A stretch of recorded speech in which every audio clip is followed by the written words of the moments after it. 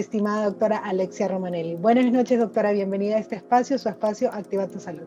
Muchas gracias, Joana, y es un gusto para mí estar compartiendo con todos ustedes. Es realmente un placer y bueno, preparé un tema sobre que NRF2 y la desintoxicación me pareció un tema muy, muy importante. Me gustó mucho tratar de preparar este tema porque es un tema apasionante, ¿no? En cuanto a... ¿Sabes qué? Tengo que hacer algo, discúlpame un momento, pero es que está todo el mundo en una pantalla invadiéndome las diapositivas, así que voy a dejar de compartir un ratito, sí, ¿ya? Y eso, ok, y ahora los borro, sorry si los borro todos. Nos vamos a minimizar un poco y ya estamos, otra vez. Está igual compartiéndose la presentación, sí. Sí, sí, exacto. Bueno, entonces escogí el tema de NRF2 y desintoxicación. Y en realidad la desintoxicación es una de las funciones más importantes que tiene el cuerpo y por qué debemos desintoxicarnos y para poder entender la importancia de la desintoxicación. Porque si no limpias tu cuerpo, pues básicamente, ¿dónde vas a vivir? La desintoxicación o lo que llamamos detoxificación tiene varios niveles. Estos niveles son la detoxificación a nivel celular, la detoxificación a nivel sistémico, en especial la ruta hepática, y los bloqueos que pueden existir en esta ruta y que debemos valorar muy bien a la hora de detoxificar o de intentar tratar a un paciente con esta detoxificación para poder tener éxito. Luego están las rutas metabólicas, como las de la AMPK, que se estimula mucho con el ejercicio y está muy de moda ahora, y con algunos suplementos, y otra como la del NAD y la mitocondria, que es decir, el aspecto energético es muy importante a la hora de la desintoxicación, y es decir que el proceso energético que se requiere a la hora de la detoxificación y para cualquier proceso metabólico vamos a necesitar energía, porque sin energía no nos vamos a poder desintoxicar en la forma adecuada. Y luego está el tema de mayor interés en esta charla, que es el NRF2, y que es esencial en la detoxificación hepática porque al activarse se van a transcribir enzimas antioxidantes que van a facilitar especialmente la fase 2 de detoxificación y en especial con el uso de algunos suplementos. Saber qué son los xenobióticos y cómo actúan es fundamental para poder entender la detoxificación. Y el xenobiótico viene de las palabras del griego xeno, que significa extraño, y bio, que significa vida. Y un xenobiótico es una sustancia química que se encuentra dentro de un organismo, pero que no se produce en forma natural y de hecho se espera que no esté presente dentro del organismo. Se pueden tratar de fármacos, de químicos y otras sustancias. ¿Y sabían que existe más de 200.000 compuestos químicos ambientales fabricados por el hombre? Y que aproximadamente 30 enzimas participan en el metabolismo de estos xenobióticos. Gran parte de estos compuestos están sujetos al metabolismo en el cuerpo humano y el hígado es el principal órgano donde va a ocurrir esta desintoxicación. Además, es importante entender que uno de los peligros más importantes de los xenobióticos es que suelen ser sustancias que tienen afinidad por las grasas, para lo que les es muy fácil atravesar la membrana celular y entrar con facilidad al interior de la célula y almacenarse dentro de las células y también de otras células del organismo, primero en el tejido graso y también algunos xenobióticos en los huesos. Así es que es bastante peligroso en las personas que tienen sobrepeso y que tienen obesidad.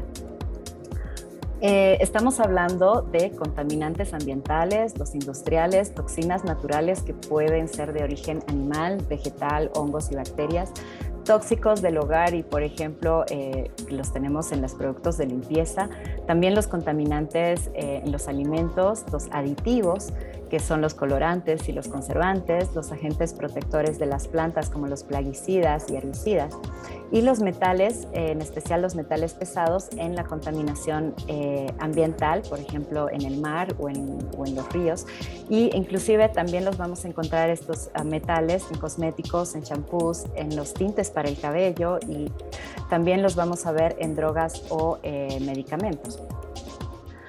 Bien, ¿cómo van a producirnos daño en las funciones celulares? Bien, primero van a producir daño en las proteínas, también en el ADN, y van a producir mutaciones, daños a nivel de los lípidos y alterar la función de la mitocondria, además de formar radicales libres. Y van a tener muchísimas acciones, entre ellos van a alterar también la resistencia a la insulina, van a producir estrés oxidativo, inflamación, muerte celular, y lo más importante es que esto tiene un efecto crónico y acumulativo.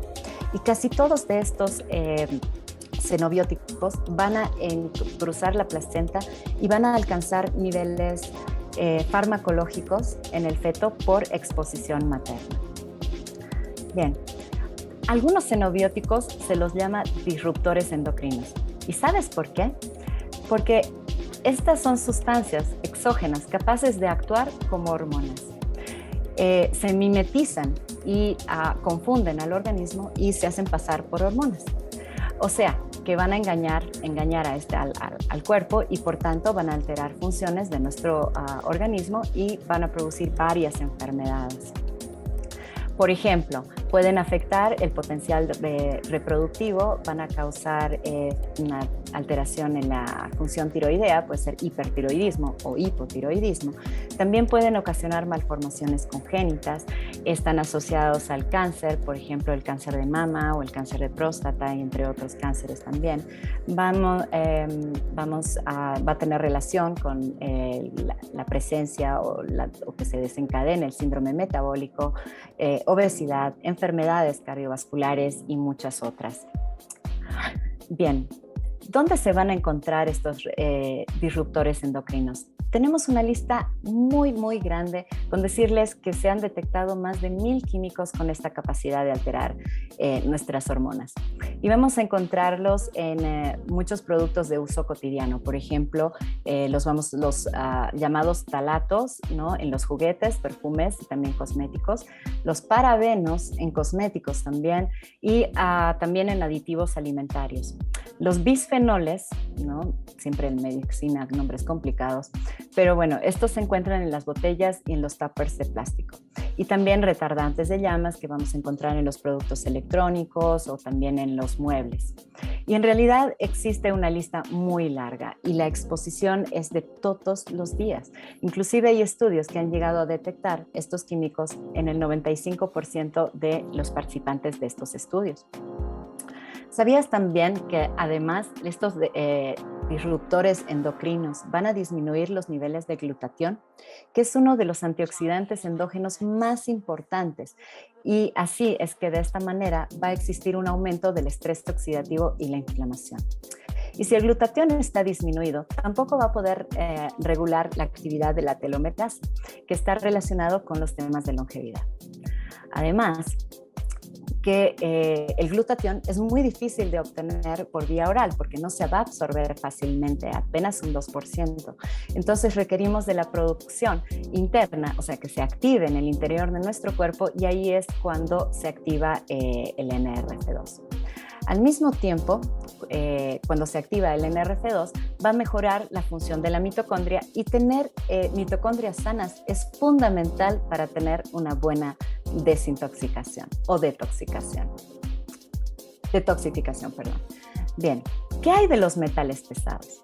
Los metales tales como el zinc, el cobre, el hierro y muchos otros están presentes en nuestro cuerpo de forma natural, pero muchos de ellos los vamos a obtener a través de la nutrición, y hay algunas veces también que los necesitamos mediante la suplementación. Por ejemplo, en el embarazo, hierro es muy importante.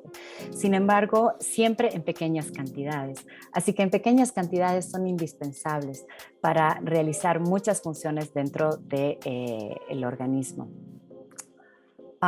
Pero en concentraciones elevadas, estas pueden llegar a ser tóxicas. Entonces, los metales pesados son un grupo de elementos químicos tóxicos para el ser humano que no pueden ser eliminados fácilmente por el organismo. Es muy fácil que se adhieran y se metan dentro de las células y no los podamos sacar.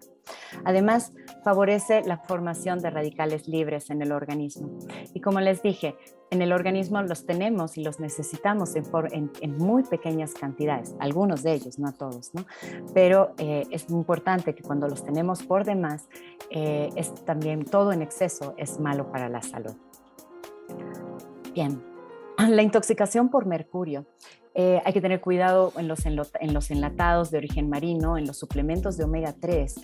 Tienen que decir y tienen que fijarse que digan que están purificados y libres de mercurio. Bien, hay otros metales pesados, hay otros metales como los metales pesados que son tóxicos y los conocemos desde hace miles de años, ¿no? Por ejemplo, el arsénico, que se conoce como el veneno de los reyes porque es insípido, incoloro, y pues muchos de los reyes nos abandonaron con este tóxico, ¿no? Actualmente los vamos a encontrar relacionados a actividades del hombre en factores ambientales, en la contaminación del aire. Y ustedes saben que el cigarrillo tiene una cantidad impresionante de cadmio y de berilio. Y el cadmio se va a ir adhiriendo, o sea, se va a inhalar, ¿no? Es en la mayoría de los casos, y se va a entrar dentro de la célula, y especialmente el cadmio, puede durar hasta 20 años en el organismo y tiene predilección por la cara anterior de la próstata. Entonces es muy frecuente que hayan personas que hayan dejado de fumar 10 años, 15 años y se les llegue a detectar cáncer de próstata. Entonces, el cuerpo es capaz de tolerar y detoxificar cantidades discretas, pero las dosis, cuando son altas o cuando tenemos una exposición crónica, esto va a superar la detoxificación que tenemos en el cuerpo, o sea, no nos va a alcanzar. Estos metales pesados pueden acumularse, como les dije, dentro de las células y producir efectos nocivos para nuestra salud. Y aquí tenemos también el cadmio, está muy relacionado con la arteriosclerosis, las enfermedades neurodegenerativas, infertilidad, osteoporosis, cáncer, daño renal, enfisema.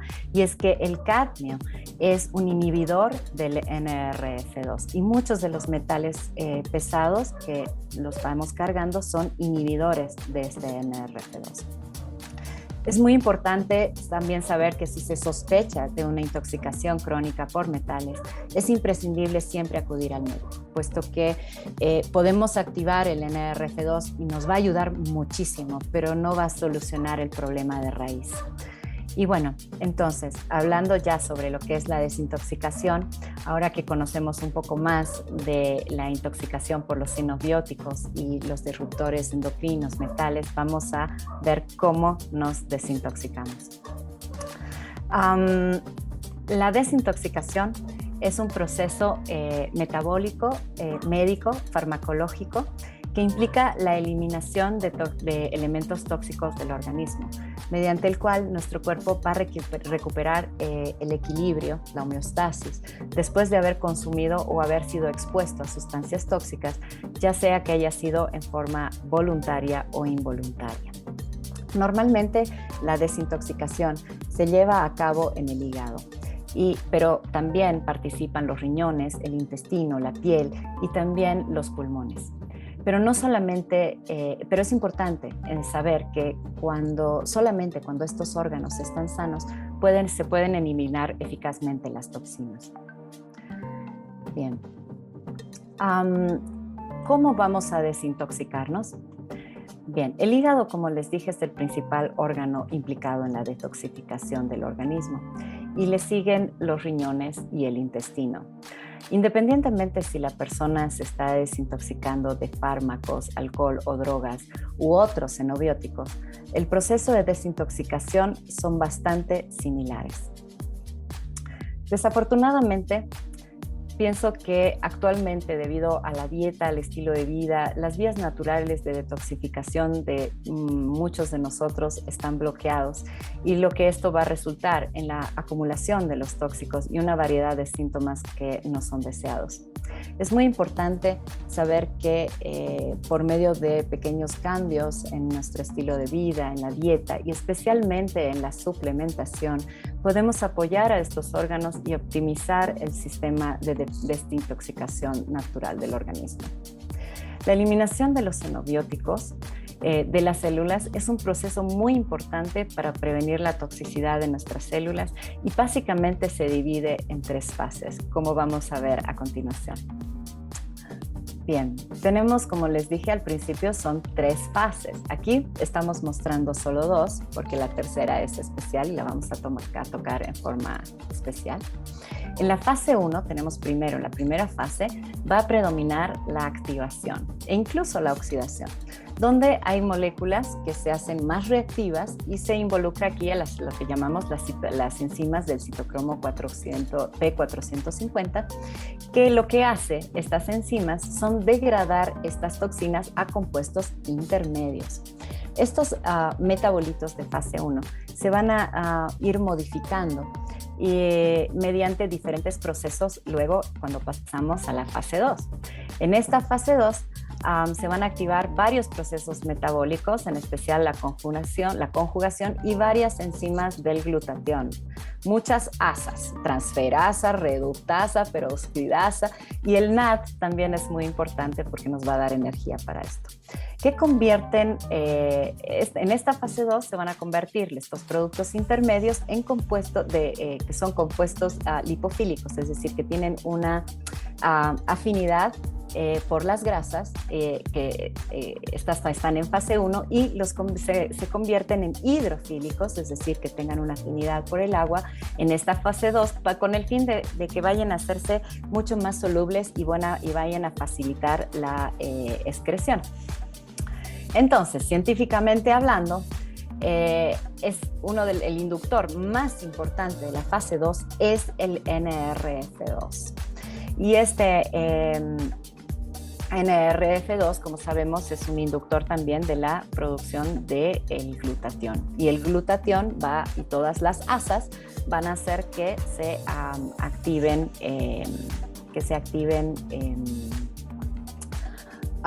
las sustancias o las enzimas que van a hacer que se degraden hacia unas sustancias tóxicas más acuosas y puedan ser eliminados mucho más fácilmente. Bien, ahora, ¿cómo se activa el NRF2? El NRF2, como sabemos, es un factor de transcripción que responde al estrés oxidativo y se va a unir a los ARE, que son elementos de respuesta antioxidante, y que va a expresar los genes que codifican la transcripción de estos antioxidantes, también de enzimas detoxificantes y proteínas que van a sintetizar y reciclar el glutatión. También sabemos que existe evidencia de que participa en el metabolismo energético. Recuerden que sin energía no hay detoxificación. Y esta vía del NRF2 ARE se activa con algunos fitonutrientes como los que tiene el Genomex. Y también se activa por niveles elevados de ROS, de especies reactivas de oxígeno, y también por especies electrofílicas, y cuando existe una capacidad antioxidante disminuida, al igual que cuando nos exponemos a la contaminación del aire, a los metales pesados y demás xenobióticos. Ahora, lastimosamente existen sustancias a las que estamos expuestos que van a inhibir el NRF2, como hablamos del cadmio, por ejemplo, y otros metales pesados. Y también tenemos aquí a la ocratoxina A, que es una toxina de un hongo que va a encontrarse en el agua o en alimentos contaminados. Asimismo, también hay sustancias que son producidas por cierto tipo de microbiota en algunos tipos de disbiosis intestinal. Esta inducción de la fase 2 de detoxificación a través de la activación del NRF2. Es uno de los mayores mecanismos de defensa celular en contra del estrés oxidativo y el estrés por los xenobióticos. Este NRF2 pasa al núcleo por la célula desde el citoplasma y se va a unir al ARE, como habíamos dicho, e interactúa con una proteína que se llama MAF y se activa la transcripción de enzimas detoxificantes y antioxidantes, como es la M-oxigenasa 1, la quinona oxidorreductasa y bla, bla, bla. Los médicos siempre hablamos en difícil, pero es importante entender que estas son las vías epigenéticas que nos van a ayudar en la detoxificación. Bien, existe evidencia científica de cómo el Genomex va a activar el NRF2, cómo detoxifica el NRF2, y aquí les presento algunos artículos sobre cómo combatir, cómo el NRF2 combate la toxicidad por el cadmio y los demás metales pesados. Bien, en la fase 3, como les dije, que para mí es una de las más importantes, muchas veces no se le da mucha importancia o la importancia necesaria. En la fase 3 tendremos al transporte y la eliminación. Y aquí se incluyen a los transportadores de eflujo. ¿Y qué son los transportadores de eflujo? Son transportadores de las sustancias tóxicas desde el interior de la célula hacia el exterior de la célula a través de la membrana celular, para que finalmente puedan ser eliminados por los riñones y a través de la orina, por los riñones a través de la orina y por la vía biliar hacia el intestino. A veces, como les dije, no se tiene muy en cuenta la fase 3, pero para mí es una de las, aparte de la detoxificación, etcétera, es fundamental, porque si no tenemos, porque si hacemos una detoxificación fase 1 y fase 2 y estos compuestos no pueden salir de la célula o estos compuestos se van a ir acumulando, por ejemplo, en las patologías del hígado, como ser el hígado graso o también otras enfermedades del hígado. En esta fase 3 es importante saber que está involucrada la microbiota intestinal, porque cuando esta microbiota intestinal está alterada, se va a dar lugar a la presencia de endotoxinas. Y esta microbiota va a producir las endotoxinas y van a estar recirculando ya estas endotoxinas, produciéndose también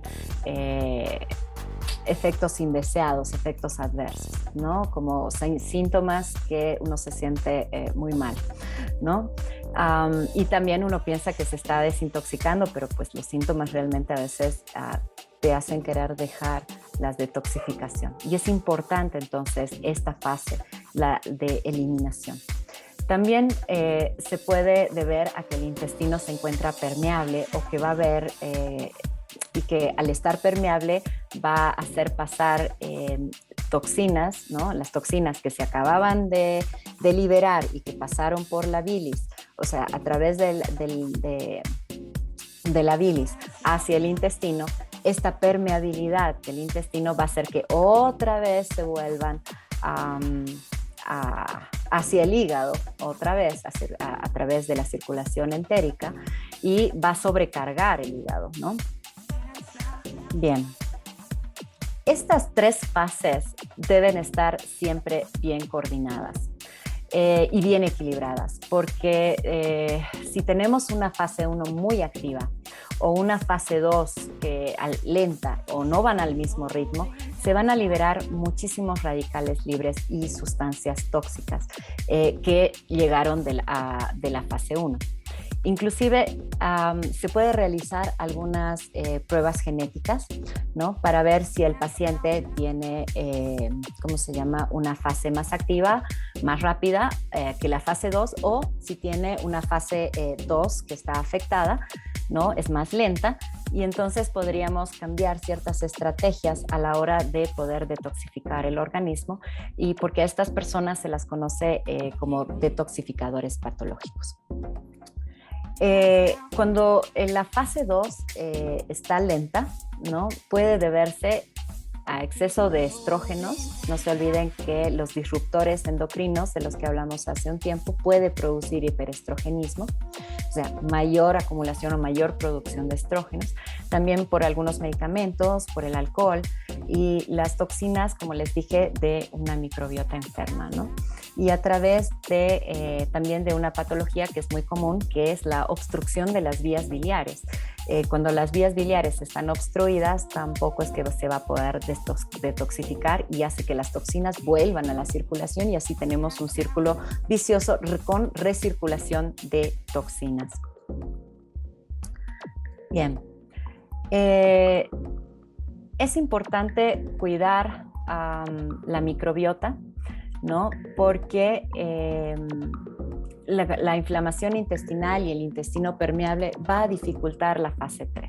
Estas toxinas se van a reabsorber a través de la circulación enterohepática y como consecuencia se va a sobrecargar el riñón y también el cerebro mediante la comunicación que tenemos intestino-cerebro, o mejor dicho, microbiota intestino-cerebro, produciendo neuroinflamación, es decir, inflamación del cerebro. Y adicionalmente, como se utiliza energía metabólica, vamos a tener una disfunción mitocondrial, puede provocar un enlentecimiento de la fase 2 y el consiguiente aumento de las sustancias intermedias tóxicas. Y a veces estas sustancias intermedias que se producen en fase 1 son mucho más tóxicas que las originales, las que entraron a detoxificarse.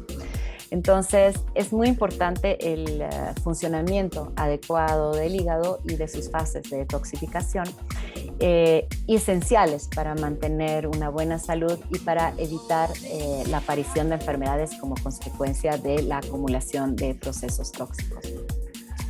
En esta diapositiva les presento también uno de los componentes que va a tener el link, por ejemplo, porque el link tiene el ácido butírico y el ácido butírico nos va a ayudar muchísimo por la vía de la NPK, ¿no? Por un lado. Pero es interesante saber también, por ejemplo, que el licorice, que es el regaliz, la raíz de licorice, se utiliza en medicina herbolaria hace muchísimos años, miles de años, ¿no? Por sus diversas propiedades farmacológicas. Tiene propiedades analgésicas, antitusivas, antiarrítmicas, antiinflamatorias e inmunorreguladores. Y uno de los efectos desintoxicantes en relación a los CYPs son también proteínas codificadas genéticamente, y también mediante la regulación de los transportadores de flujo. ¿Se acuerdan que les dije que estos transportadores son fundamentales para que pueda salir las toxinas desde dentro de las células hacia el exterior para que puedan ser eliminados, ¿no? Y también nos va a ayudar a reducir la absorción de los xenobióticos a través de la membrana intestinal. Bien, entonces el mecanismo de detoxificación del licorice está producido mediante la regulación de estos transportadores de membrana hacia el exterior, o sea, es para la fase 3. Y también mediante la disminución de la absorción de los xenobióticos en el intestino delgado. Entonces, fíjense cómo se complementan. Y esto es importante porque hay muchas personas, ¿no?, que son detoxificadores lentos y que van a tener a la hora de detoxificarse síntomas importantes, ¿no? Importantes me refiero a lo que vamos a llamar a crisis curativas, y más adelante vamos a hablar de eso, ¿no? Es que podemos iniciar utilizando el link o asociar siempre el link simplemente con un interrogatorio sencillo. Y bien, también tenemos el rol protector de la tetrahidrocurcumina en la intoxicación por cadmio. Recuerden que el cadmio lo vamos a tener hasta en la sopa, literalmente, ¿no? No solamente las personas que fuman, sino los fumadores pasivos, en otros contaminantes, y actualmente se le da muchísima importancia al cadmio porque se cree que es uno de los factores desencadenantes para la arteriosclerosis, ¿no? Entonces, bueno, la curcumina tiene un doble rol tanto en la fase 1 como en la fase 2 de detoxificación. Y el correcto funcionamiento del hígado y sus fases como dije, son esenciales para mantener la buena salud y evitar la aparición de enfermedades como consecuencia de la acumulación de estos productos tóxicos. Entonces, aquí tenemos un arsenal que realmente nos puede ayudar muchísimo. ¿Y por qué debemos preocuparnos entonces por la detoxificación? Bueno, creo que en esta... está de más decirlo otra vez, pero quiero recalcarlo, ¿no? La detoxificación inadecuada puede ser la causa o el agravamiento de la mayoría de las enfermedades crónicas degenerativas e incluso el cáncer. Dentro de estas, ¿no? Vamos a hablar sobre el sobrepeso, la obesidad, las enfermedades cardiovasculares, alergias, enfermedades neurocognitivas como el TDAH y el autismo, la disfunción inmunológica como todas las enfermedades autoinmunes y trastornos del desarrollo también como trastornos del sistema reproductivo. Bien. Entonces, ¿por qué vamos a desintoxicarnos? Porque, bueno, aunque el cuerpo esté destinado a desintoxicarse en forma natural, la cantidad de xenobióticos y las toxinas que acumulamos va a sobrepasar en mucho la capacidad nuestra de detoxificación natural. Tu cuerpo está destinado a detoxificarse, ¿no? De forma natural y tiene una forma bastante sofisticada de eliminar estas toxinas. Sin embargo, aunque involucren el hígado, los riñones, el sistema digestivo, la piel, los pulmones, todos esos órganos, solamente cuando estos órganos están full sanos, es decir, perfectamente sanos, recién se pueden eliminar eficazmente las sustancias no deseadas.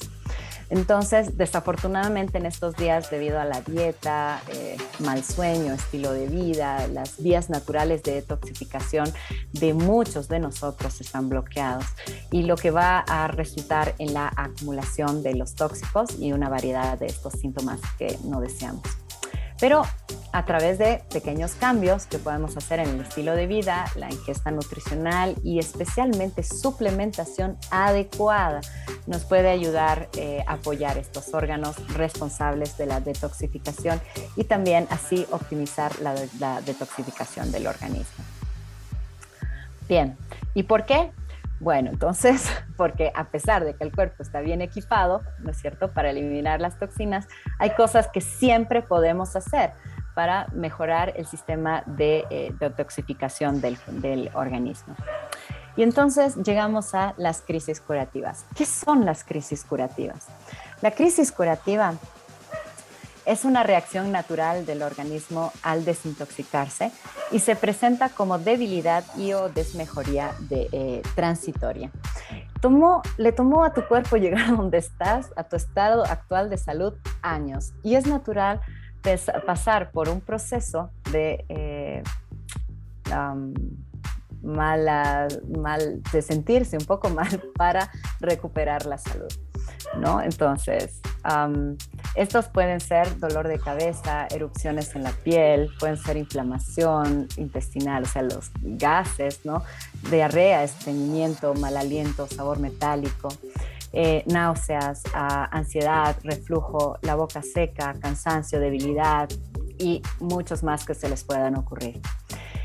Y estas crisis curativas, ¿qué van a hacer? Van a contribuir al organismo a que alcance la homeostasis o el equilibrio. Claro que tenemos un precio que pagar y dice un dicho, siéntete mal antes de sentirte bien. Es muy importante y yo utilizando todos los suplementos he encontrado que es muy importante hacer un interrogatorio sobre la salud intestinal, sobre la salud hepática, renal y los hábitos que tienen estas personas, especialmente, por ejemplo, cuánta agua toman. Y al hacer este interrogatorio nos vamos a dar cuenta, ¿no?, de que algunos síntomas de disbiosis, por ejemplo, personas que tienen flatulencias, personas que se les distiende el abdomen, que no digieren bien o que tienen estreñimiento. Definitivamente las personas que tienen estreñimiento tienen una disbiosis intestinal, o que tienen problemas en la vesícula, que no toleran las grasas, que tienen de repente cólicos, vómitos, náuseas, indigestión, fiebre, escalofríos, o sea, de todo, le tienen un problema de colecistitis, ¿no? O colicolitiasis, es decir, así llamamos a los cálculos en la vesícula. Estas personas van a tener más problemas de crisis curativas.